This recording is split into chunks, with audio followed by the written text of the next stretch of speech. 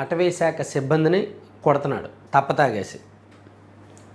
తాగేసి తన వెహికల్లో వాళ్ళని ఎక్కించుకొని లేదా వాళ్ళ వెహికల్ని తను డ్రైవ్ చేసి తన అనుచరులు కూడా దానిలో ఎక్కించి తను కొట్టి తన అనుచరుల చేత కొట్టించి అర్ధరాత్రి వరకు తిప్పి వదిలిపెడుతున్నాడు. ఏమనంటే వాళ్ళు అవినీతి చేస్తున్నారు, చెక్ పోస్ట్ దగ్గర డబ్బులు వసూలు చేస్తున్నారని తిరిగి వివరణ సాకులు చెప్పడం.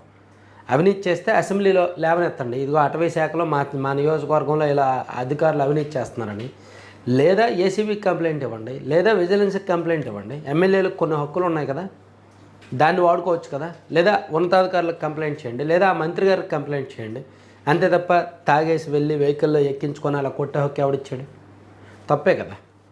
సో వీళ్ళని పట్టుకొని వచ్చే ఎన్నికల్లో గెలిచేస్తాం అని చెప్పి పవన్ కళ్యాణ్ గారు చంద్రబాబు గారు చెప్తున్నారు. మరొక ఎమ్మెల్యే గారేమో జూనియర్ ఎన్టీఆర్ సినిమాని ఆడనివ్వను, జూనియర్ ఎన్టీఆర్ లొకేషన్ తిట్టాడు. ఎక్కడ